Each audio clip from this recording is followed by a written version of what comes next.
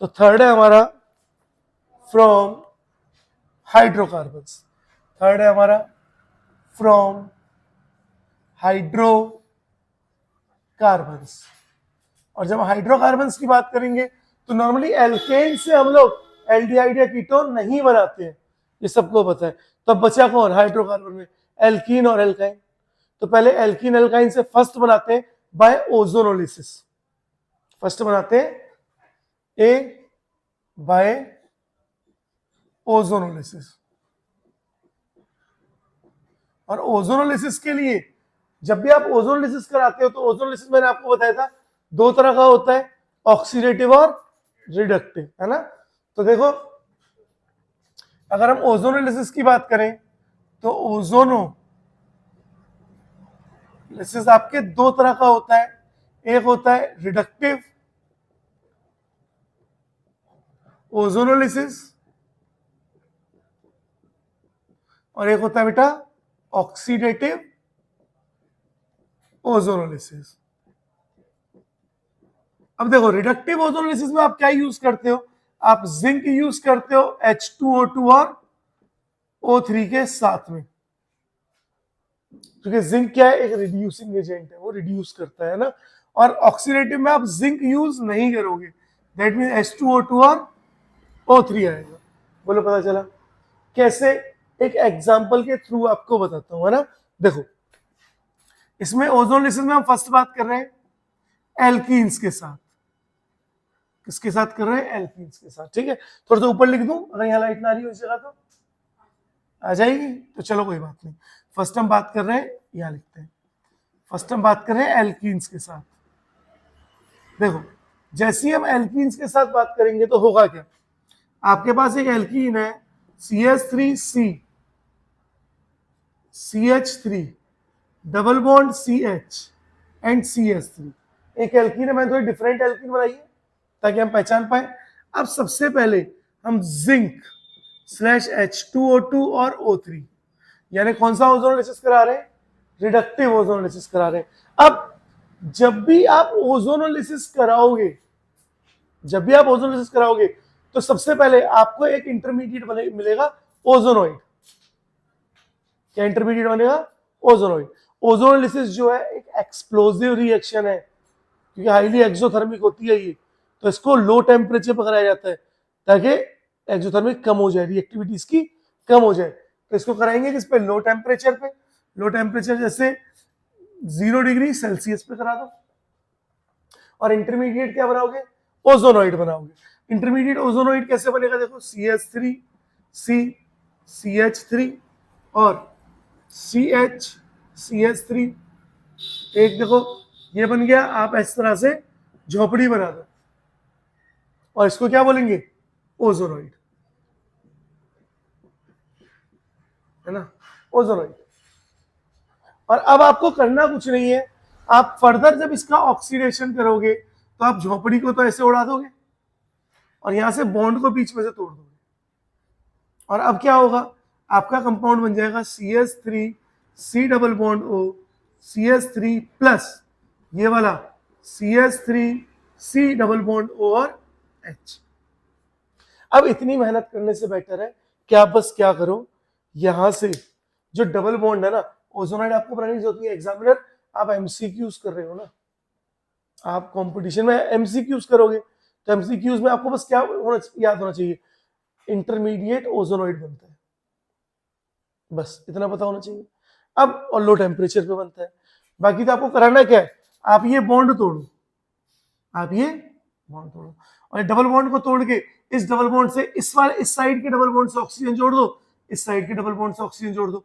तो मैंने क्या किया? देखो यहाँ इस वाले डबल बॉन्ड से ऑक्सीजन जोड़ दिया, तो देखो CH3C डबल बॉन्ड और CH3, same CH3CH double bond हो तो CH3CH डबल बॉन्ड हो, जोड़ दिया ना। तो देखो क्या मिला? कीटोन और एल्डिहाइड। क्या मिला? कीटोन और एल्डिहाइड। अगर यहीं पे मैं इसका रिडक्टिव ओजोनोलिसिस कराऊं, रिडक्टिव तो हमने करा दिया, ऑक्सीडेटिव ओजोनोलिसिस कराऊं, तब भी क्या होगा? यही बॉन्ड टूट के सबसे पहले यही बनेगा CH3C डबल बॉन्ड हो CH3, दैट मींस कीटोन, है ना। वहां की जगह यहां लिख दिया मैंने, plus CH3 C double bond और H, क्या है ये? एल्डिहाइड। लेकिन लेकिन लेकिन ये रिडक्टिव था, इसलिए जिंक की वजह से ये रिएक्शन यहीं पर रुक गई, यानी ये दो प्रोडक्ट बनकर रुक गए थे। लेकिन ये ऑक्सीडेटिव है, यानी इसका फर्दर ऑक्सीडेशन होगा। अब हम कीटोन का फर्दर ऑक्सीडेशन नहीं कराते हैं, तो कीटोन आपको पता है ज्यादा स्टेबल है, वो फर्दर ऑक्सीडाइज कब होगा? विग्रस कंडीशंस में, जब KMnO4 के साथ हीट किया जाएगा, कंसंट्रेटेड HNO3 के साथ हीट किया जाएगा, K2Cr2O7 के साथ हीट किया जाएगा, तभी बनेगा, अदरवाइज वो नहीं बनेगा। तो एक तो बनेगा कीटोन, ये क्लियर हो गया। दूसरा, जब एल्डिहाइड का ऑक्सीडेशन कराओगे तो सबको पता है एल्डिहाइड ऑक्सीडाइज होकर क्या बनाएगा? कार्बोक्सिलिक एसिड बनाएगा। तो ये क्या बना देगा? CH3COOH। या आप ऐसे बना सकते हो, देखो कंफ्यूज ना हो इसलिए, डबल बॉन्ड हो और OH, यानी कार्बन और हाइड्रोजन के बीच में क्या करोगे? ऑक्सीजन को डाल दोगे बस, ठीक है। तो देखो कार्बोक्सिलिक एसिड बनाने का प्रिपरेशन मेथड यहां से पता चल गया। लेकिन हमें तो क्या बनाना है? एल्डिहाइड और कीटोन। तो एल्डिहाइड कीटोन के लिए हम लोग क्या करेंगे? सिर्फ रिडक्टिव ओजोनोलिसिस करते हैं। बोलो क्लियर है? सेम देखो, आ जाओ एल्काइन पर, है ना। अब एल्काइन का भी हम लोग क्या करेंगे? रिडक्टिव ओजोनोलिसिस करेंगे। क्या करेंगे? रिडक्टिव। क्या ऑक्सीडेटिव होगा तो देखते हैं क्या बनेगा, पहले रिडक्टिव से देखते हैं। तो first alkene, second one is alkyne. Alkyne, अगर आप एल्काइन का ओजोनोलिसिस करोगे तो एल्काइन में ऐसे बना लेता हूं, CH3C ट्रिपल बॉन्ड CH, ठीक है।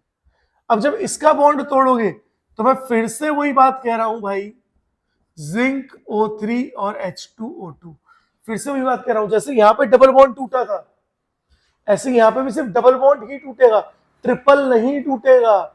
और अगर डबल बॉन्ड टूटा यानी बॉन्ड सिर्फ इतना टूटेगा, इतना, कार्बन कार्बन के बीच सिंगल बॉन्ड रहेगा। तो दैट मीन्स क्या बना?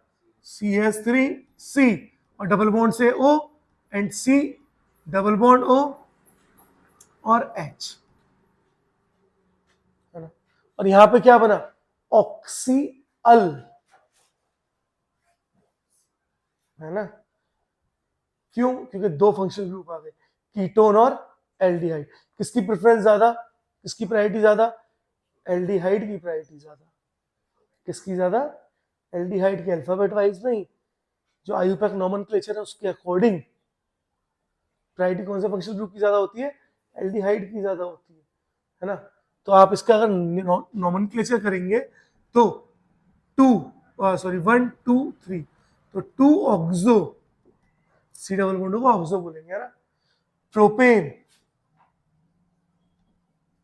1 अल, बोलो पता चला। तो यहाँ पे एल्डिहाइड कीटोन कंबाइन बन सकते हैं, ठीक है। लेकिन अगर बच्चों इसी का मैं ऑक्सीडेटिव ओजोनोलिसिस कराऊंगा तो ये बनेगा CH3 C double bond O, C double bond O और H। लेकिन अब कहानी यहाँ पे नहीं रुकेगी, इसका फर्दर ऑक्सीडेशन होगा और ये बॉन्ड टूटेगा यहां से, और इन दोनों के बीच का बॉन्ड टूट के दोनों तरफ OH जुड़ जाएगा। दैट मीन्स ऐसे बना देता हूँ, CH3 C double bond O और OH plus HC double bond O और OH, देखो पता चल रहा है। तो दोनों के दोनों क्या बन गए? कार्बोक्सिलिक एसिड बन गए। दैट मीन्स अगर ऑक्सीडेटिव कराऊंगा तो कार्बोक्सिलिक एसिड बनेंगे। बोलो पता चल रहा है? अगर मैं एक क्वेश्चन आपको दूं, जैसे मेरा क्वेश्चन है, क्वेश्चन नंबर फर्स्ट ना, और मैंने बोला zinc /O3/H2O2। Question number second,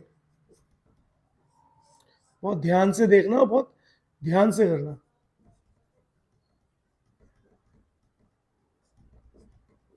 ये देखो, सुनो, इस बात को याद रखना, इस कंपाउंड का नाम है ऑर्थोजाइलीन। क्या नाम है? ऑर्थोजाइलीन, है ना।